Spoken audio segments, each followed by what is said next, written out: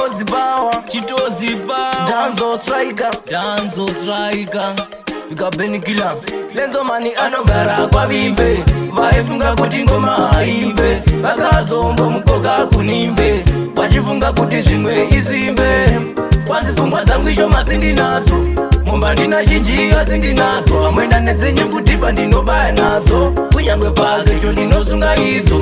Kwanzingoma dzangwisho matsindi nadzo, koma ndina shinjika tsindi nadzo, amwenda nedzenyu kupashi ndinobaya nadzo, kunyangwe pateni ndinoridza idzo.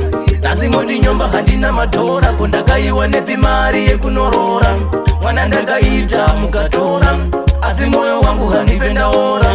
Nazimo ndinyomba handina matora, kondakaiwa nepimari yekunorora, mwana ndakaita mukatora, asi moyo wangu handipendaora. Panzifungwa dzangwisho matsindi nadzo, mumba ndina shinjika tsindi nadzo, amwenda nedzenyu kutipa ndinobaya nadzo, kunyangwe pake cho ndinosunga idzo. Kwanzingoma dzangwisho matsindi nadzo, koma ndina shinjika tsindi nadzo, amwenda nedzenyu kupashi ndinobaya nadzo, kunyangwe pateni ndinoridza idzo. Chakabaya chikachokera, bhebi rakanaka iro kochekera, kwarira chete usadzogomera, zvimwe kuda pamwe remukondombera. Chakabaya chikachokera, bhebi rakanaka iro kochekera, kwarira chete usadzogomera, zvimwe kuda pamwe remukondombera. Kwanzifungwa dzangwisho matsindi nadzo, mumba ndina shinjika tsindi nadzo, amwenda nedzenyu kutipa ndinobaya nadzo, kunyangwe pake cho ndinosunga idzo. Kwanzingoma dzangwisho matsindi nadzo, koma ndina shinjika tsindi nadzo, amwenda nedzenyu kupashi ndinobaya nadzo, kunyangwe pateni ndinoridza idzo.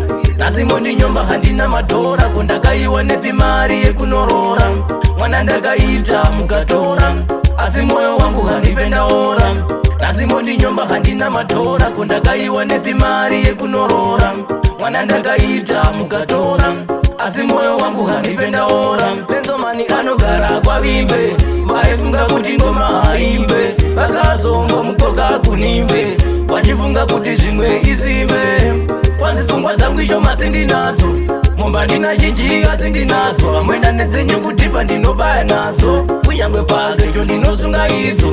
Kwanzingoma dzangwisho matsindi nadzo, koma ndina shinjika tsindi nadzo, amwenda nedzenyu kupashi ndinobaya nadzo, kunyangwe pateni ndinoridza idzo.